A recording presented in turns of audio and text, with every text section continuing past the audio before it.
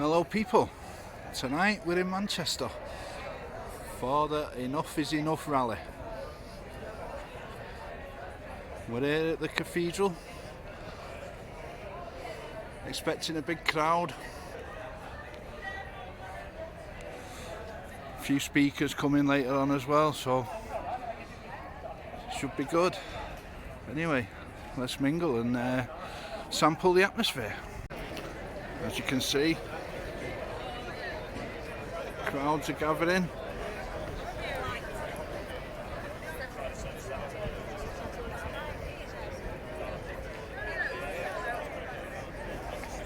Beautiful cathedral.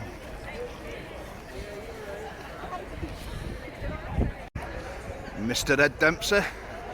Gonna try and get a word with him in a minute.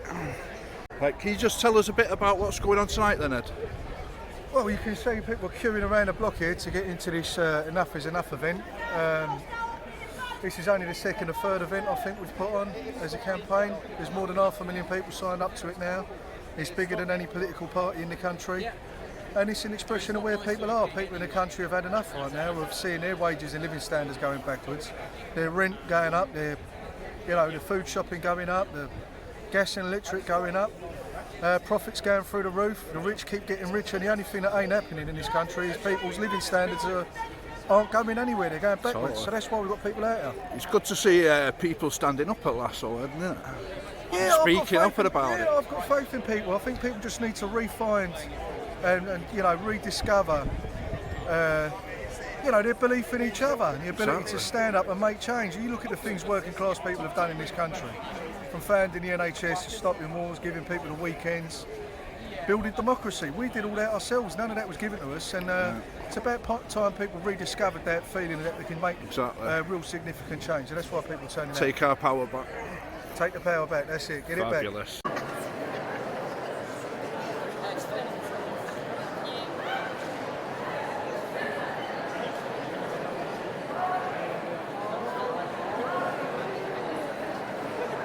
As you can see, cathedral's filling up nicely.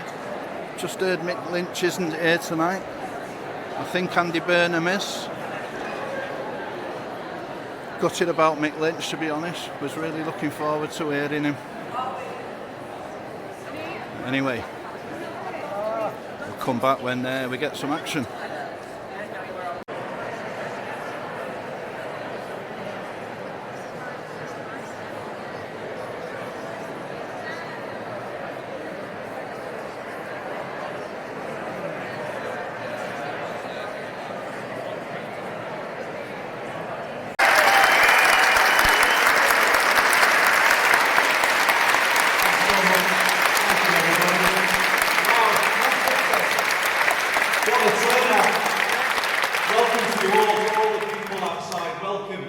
To the home of the suffragettes, the birthplace of the trade unions, the city where cotton workers said that they would not handle slave-picked cotton, the city of Peterloo. This city has been fighting for what is right for centuries, and we do so again tonight.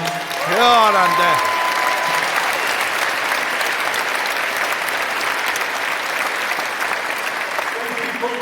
Work can't afford everyday basics like electric, gas, food, bus and train fares, and are subsidising wages with visits to food banks where kids are going without. When I hear stories every day of people scared about what's coming, pensioners sitting at home with the lights off, all of their appliances off, only using the microwave to cook. But then when I look at the other end of things, and I see the pay of people at the top of the biggest British businesses go into a position where it's 109 times higher than those at the bottom. When I see the bosses of failing railway companies laughing in our faces by taking big share bonuses in the very week when they're slashing rail services. And of course, when we look at the privatised water companies, the bosses of those companies siphoning out billions for themselves in shares and pay while pumping raw sewage onto our beaches. Friends, enough is well and truly enough. Go on.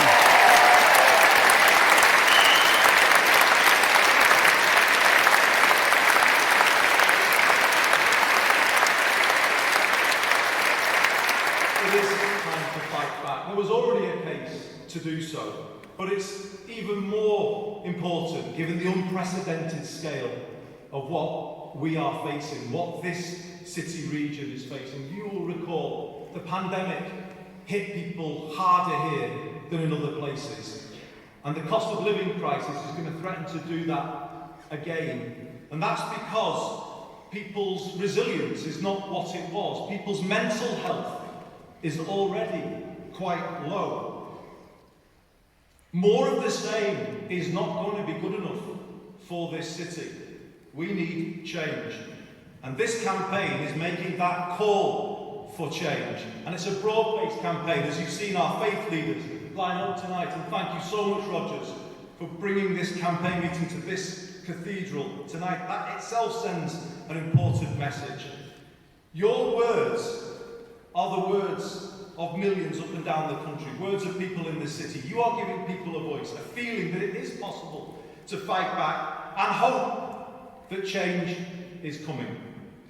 This has been a surreal summer when the interests of a small group of Conservative members and Conservative donors, the 1%, have received the entire attention of the government. And nobody at all has been speaking from the government to the 99% of people who, as I say, are terrified about what lies ahead. No one has been speaking to them. Their anxiety has been rising all summer. I hear that wherever I go. They are feeling the pressure. They have spoken to that 1%, and what have they said? That narrow 1% has been promised more deregulation, more privatisation, more Thatcherism. I'm sorry, what? Isn't that exactly what got us in this mess in the first place?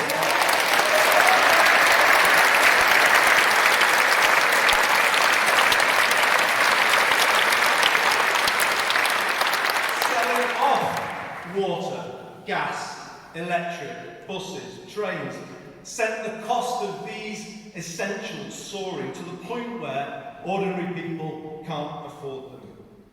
And because we don't control those essentials, the only way we can bring prices down now is to throw yet more subsidies at private monopolies who win come what may. And here's the warning to the Tory party. You may choose to be in denial about your policies, deregulation, privatisation and the damage that's done, but your voters are not. A majority can see that enough is enough and a different way is needed. And in fact, as we heard at the start, a majority of people support the 5 calls of this campaign. We do need a pay rise, an urgent and immediate pay rise for the workers we clapped in the pandemic, so that they can keep their heads above water this year and next. And how do we pay for that? Well, I believe it is time to start curbing the culture of high and excessive pay in this country, which has grown and grown over the last decade or more. It is right to be saying to people in the top half of organisations in the private and public sector that they should be showing pay restraint, pay freezes, pay cuts to ensure that those beneath have enough to live on. That is the call that we should be making. It's the call that Greater Manchester will be making. It is right to say we want everyone to have a right to good, safe housing, a right to food, as Ian Byrne has so fantastically led that call. And well done to you, Ian.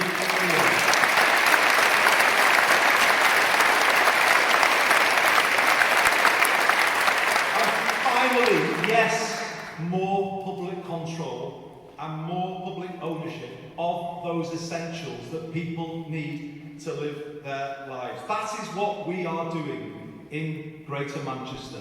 I have taken the decision to put buses back under public control after 36 years of regulation. 36 years when the fares went up, the routes were cut, and the passengers were forced off those buses. We have taken that decision, and those buses will come back under public ownership starting next year. But I can say something else. Starting this weekend, we will bring in a cap on bus fares in Greater Manchester, so that we help people now in this cost of living crisis.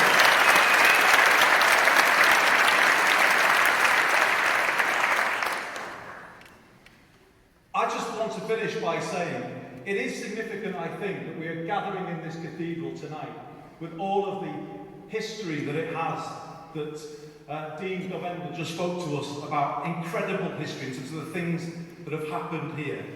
And I believe the calls that this campaign are making are as much moral as they are political, and that message needs to go out too. When I look around this cathedral tonight, I see a broad-based campaign, people of all walks of life coming together and actually speaking for a majority of people in this country, because a majority of people support these calls. So that's the message from Greater Manchester tonight to people who are worried that the water's going to go over their head. The message from this cathedral tonight to those people is never give up. Help is coming, people are speaking up, people are fighting back. Keep the faith. What we're showing here in this city is that change for the better is possible. And we will fight with all of you for that each and every step of the way. Thanks very much, everybody.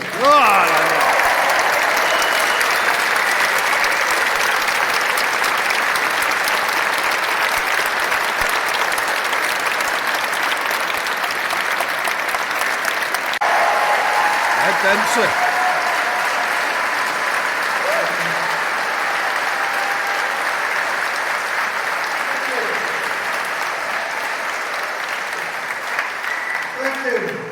Thank you. Look, I have to say what an honour it is to be here with you all tonight. What an amazing display of solidarity. It's absolutely beautiful. And I can't start without mentioning where we come from. And I said this outside, I'm going to say it here as well because I think it's important.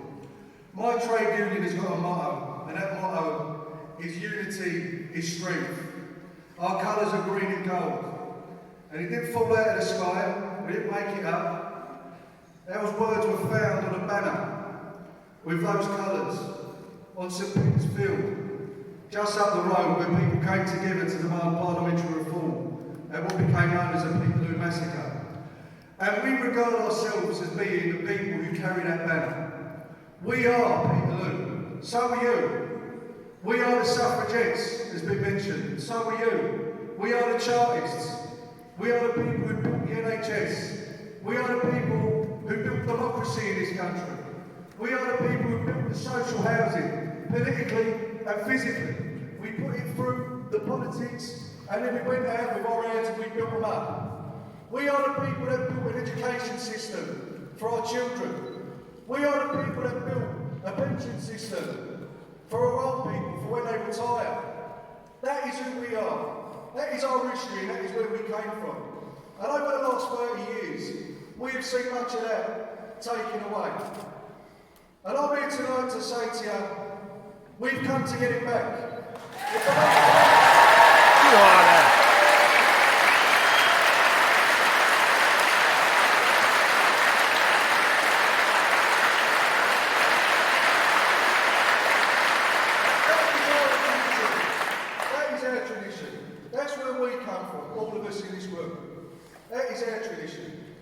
Now, unity and strength is an important motto for us, not just because of where we found those words, because what it means. We know our strength relies first and only on our unity, as workers together in our workplaces, as working class people together as a class in this country. And that is why the media and the government work so hard to keep us divided.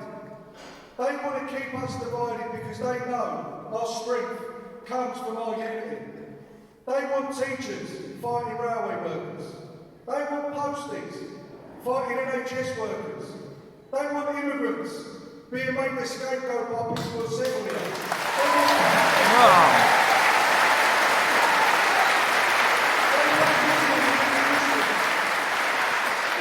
want us turning on each other so that we miss the trick.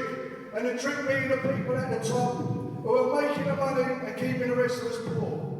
So that is why unity is so important. And in this moment, right now, where I think people know there's a change coming in this country, there is going to be a huge effort to divide us.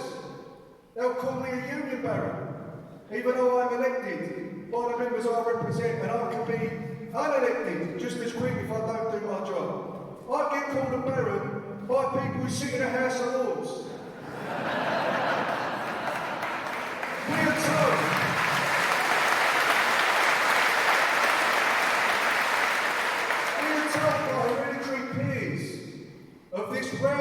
as they call it. That we, the movement who built democracy in this country, must modernise. They tell my members we must modernise. And when they mean modernise, they mean work harder for less money with no security. That's if you're lucky if you've got a job. And if you haven't, you can clear off onto the dole queue so their mates can make more profit. Well, I don't think that's modern at all. I've got a different idea about what's modern. And that is you get paid a decent wage for the work that you do. And that is we look after our old people this winter and none of them go cold. That means our kids get fed. Our houses are built in good condition for people to live in. Our education system's looked after and our NHS is in good nick. That is what I call modern. And every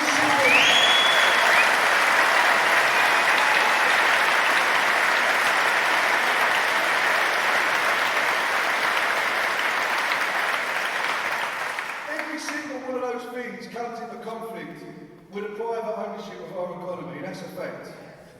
Either we can have an health service that looks after the sick, or we can have an investment opportunity for American pharmaceutical companies. Even if we can have an education system for our kids, or we can have an investment opportunity for foreign investment banks.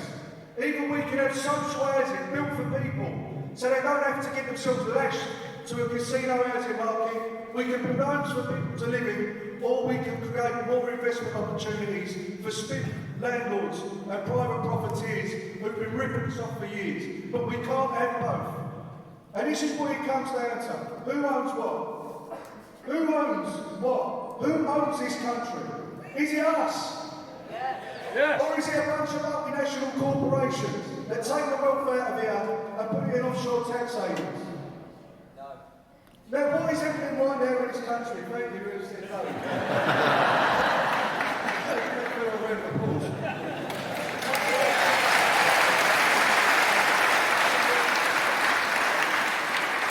I think right now there's a change coming. I can feel it. I can feel it in rooms like this. I can feel it when I speak in small trade union movement meetings. I can feel it when I walk in the markets in London. When I speak to people where I live. I can really feel that there's a change coming. And I think they know it. Because you've heard all the analysis, but we don't need clever arguments to explain to people what they already know is wrong. You don't have to explain to people that can't afford their electric bill and their gas bill and the food in their house that there's something wrong with this country. They know there's something wrong. You don't have to explain to people that are putting their kids in the breakfast clubs for a free slice of toast because they can't afford to pack lunch for them. Meanwhile, you're seeing profits going through the roof. You don't have to explain to those people that there's something wrong. They know it. What we have got to do is we have got to get people to act on what they already know is wrong. We've got to turn this moment into the next step, which is taking collective, unified, united, non-violent civil disobedience. We have got to get Go on,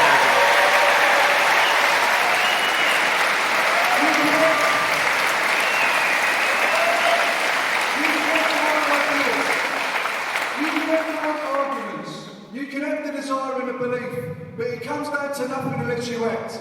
And now is the moment. And I want people to feel that with me here tonight, because what I'm saying to you is this: I am here for the people that I love. I'm here for my father, my children. I'm here for the people that I work with, that I care about. I'm here for the old lady that lives down the landing from me. I'm here for the kids who live in the flats a couple of floors down from me. That's who I'm here for. I want to make sure our people are warm this winter, that our kids are looked after, that they've got a future, that people can live with dignity in this country. Because we can afford it. Those are the people that I'm here for tonight. And in years to come, when we look back in this moment, I want you to be able to look back with me and say, we stood, we didn't fold, we did not let them do this to us. Let them know.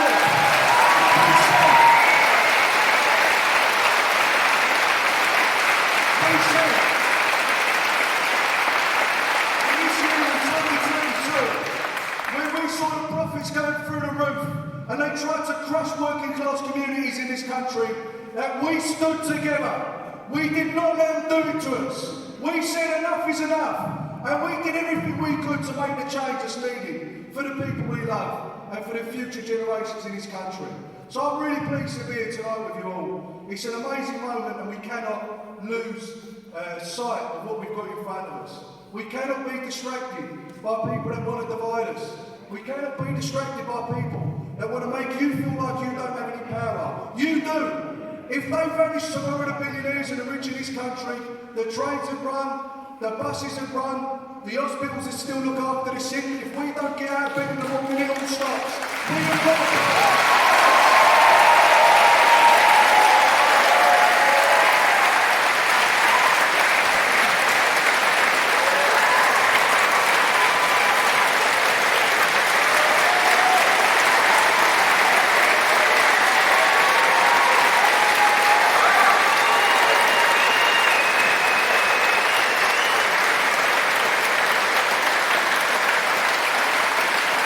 Standing ovation for Ed.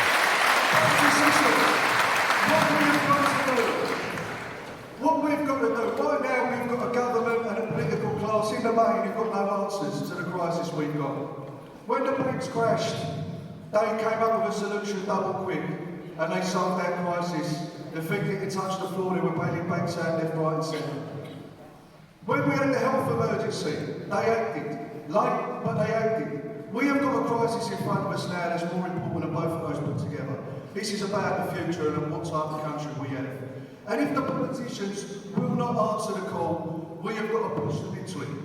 Because they won't do it unless we push them. So that means we've got to come together and we've got to give them that push. And by God, I'm ready. And if you're ready to stand with me, let's stay together. Enough's enough! And we're going to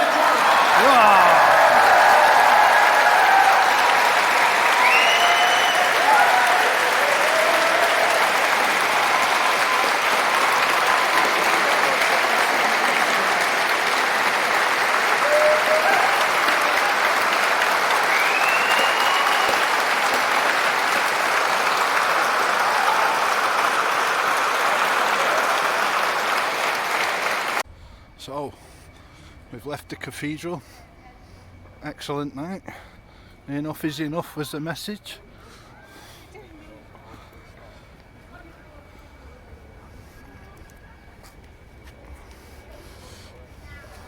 So till the next one, love and peace.